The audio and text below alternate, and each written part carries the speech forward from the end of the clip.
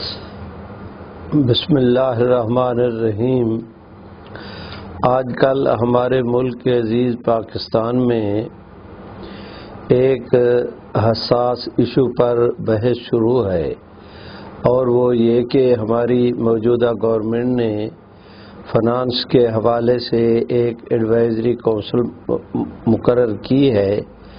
جس میں سرکاری سطح پر بھی بعض نمائندوں کو لیا گیا اور بعض پبلک سیکٹر سے بھی، اور پبلک سیکٹر سے جو آدمی لیے گئے ہیں ان کے اندر ایک معروف شخص جن کا نام عاطف صاحب ہے انہیں بھی لیا گیا۔ دنیا جانتی ہے کہ یہ شخص نہ صرف یہ کہ سکہ بند اور جنونی قسم کا قادیانی ہے، بلکہ مرزا غلام احمد قادیانی کی فیملی سے یہ تعلق رکھتا ہے۔ بہت عرصہ پہلے جناب عمران خان صاحب نے ایک دفعہ اپنے جلسہ میں بیان کرتے ہوئے فرمایا تھا کہ میں اگر برسر اقتدار آ گیا تو وزیر خزانہ میں عاطف خان کو لوں گا۔ اس وقت پبلک نے بہت ہی اس کے اوپر تنقید کی، اور جناب عمران خان صاحب نے فوری طور پر اس سے رجوع کر لیا، یو ٹرن لے لیا، جیسا کہ ان کی عادت شریفہ ہے۔ انہوں نے کہا کہ مجھے معلوم نہیں تھا کہ یہ شخص قادیانی ہے، اب پبلک کے کہنے پر معلوم ہوا تو میں نے اس کو نہیں لینا۔ یہ ان کا وعدہ صرف اور صرف حالات کو مد نظر رکھ کر وقت گزاری کے لیے تھا، اس لیے کہ آج برسر اقتدار آتے ہی اسے جو ایڈوائزری کونسل میں لیا ہے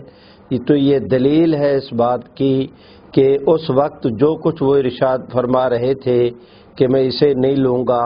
وہ ان کے زبان پر تھا۔ اس وقت بھی دل ان کا ساتھ نہیں دے رہا تھا،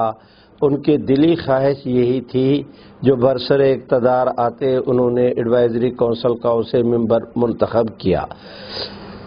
نامزد کیا۔ ہماری درخواست یہ ہے کہ قادیانی ملک کے عزیز پاکستان کے آئین سے بغاوت کا ارتکاب کرتے ہیں۔ رحمت عالم صلی اللہ علیہ وسلم کی ختم نبوت کا مسئلہ اتنا حساس اور بنیادی مسئلہ ہے کہ آئین پاکستان میں منکرین ختم نبوت یعنی قادیانیوں سے متعلق ایک ترمیم کی گئی۔ قادیانی اس ترمیم کو تسلیم نہیں کرتے۔ پہلے جہاں یہ خدا اور رسول کے باغی تھے، اس وقت یہ ملک کے عزیز پاکستان کے قانون کے بھی باغی ہے۔ قانون کے باغیوں کو ہمارے سروں کے اوپر مسلط کرنا، پاکستان کے خزانہ سے انہیں آب و دانہ مہیا کرنا، اور یہ بالکل جو اپنے اقتدار میں کسی زمانہ میں چودھری ظفر اللہ قادیانی نے کیا تھا کہ وہ قادیانیت کی مرزا غلام قادیانی کی متعفن لاش کو لے کر جو ہے وہ اپنا پاکستان کے وزیر خارجہ ہونے کے ناطے نوائے وقت کے جناب نظامی صاحب ان دنوں باہر کے سفر پر گئے تھے، واپس آ کر یہ رپورٹ دی تھی کہ میں باہر کے سفارت خانوں میں دیکھ کر آیا ہوں کہ چودھری ظفر اللہ نے تمام پاکستان کے سفارت خانوں کو قادیانیت کی تبلیغ کا اڈا بنا دیا ہے۔ تو وہ ہم پاکستان کے سفارت خانے قادیانی تبلیغی مقاصد کے لیے استعمال ہو رہے ہیں۔ اسی طرح یہ عاطف خان خالصتاً مرزا غلام احمد قادیانی کا خون، اس کی برادری اور اس کے خاندان، اس کی فیملی سے تعلق رکھنے والا جو اپنے طور پر قادیانی جماعت کا مبلغ ہے اور پاکستان کے آئین سے بغاوت کا ارتکاب کرتا ہے، اس شخص کو ایڈوائزری کونسل کا ممبر بنانا یہ بالکل چودھری ظفر اللہ کی جو ہے وہ اپنا روایت کو آگے بڑھانے کے چودھری ظفر اللہ قادیانی کی روایت کو آگے بڑھانے کے مترادف ہے کہ یہ اس طرح ایک دفعہ پھر ہمارے سروں پر قادیانیوں کو مسلط کرنا چاہتے ہیں۔ ظلم اور زیادتی کی حد ہو گئی کہ جس وقت یہ خبر آئی کراچی سے لے کر خیبر تک پورے ملک نے اس کے اوپر احتجاج کیا، تو اس وقت جو جناب عمران خان صاحب کے نفس نات کا ہے، میری مراد وہ فواد صاحب جو ہمارے وفاقی وزیر اطلاعات ہیں، انہوں نے بیان دیتے ہوئے کہا کہ قادیانیوں کو جو ہے وہ ان کی مخالفت کرنے والے انتہا پسند ہیں، گویا کہ جو لوگ رحمت عالم کی ختم نبوت کا نام لیتے ہیں، رحمت عالم صلی اللہ علیہ وسلم کی ختم نبوت کے باغیوں کو کے خلاف وہ آئین کے تحت میں رہ کر تبلیغ کرتے ہیں، یا یہ کہ وہ یہ چاہتے ہیں کہ قادیانی بھی ملک عزیز کے امن پسند قانون کو سامنے سر جھکا کر بننے والے بطور اقلیت کے وہ یہاں پر رہیں، ہمیں ان کے رہنے پر کسی قسم کا اعتراض نہیں ہوگا۔ قادیانیوں کو ملک کا جو ہے وہ ملکی قانون کا پابند بنانے کی بجائے آج قادیانیوں کی طرف سے جو ہماری وفاقی وزیر اطلاعات وزارت اطلاعات ان کی صفائی کے وکیل کا کردار ادا کر رہی ہے، یہ اپنے طور پر اتنا گھنونا فعل ہے کہ ان لوگوں کو پتہ ہی نہیں یہ قادیانیوں کے متعلق کہ یہ قانون کے باغی ہیں، حضور سرور کائنات اور اللہ رب العزت کے قانون کے باغی ہیں، یہ بات تو کہنا ہوئی انتہا پسندی۔ اور جو لوگ قانون کے مخالف ہیں ان قانون کے مخالفوں کو اپنے سروں پر بٹھا کر اپنے کندھوں پر بٹھا کر اسلامیان پاکستان کے سروں پر مسلط کرنا، یہ کون سی اعتدال پسندی ہے؟ ہمارے پاکستان کے بانی جناب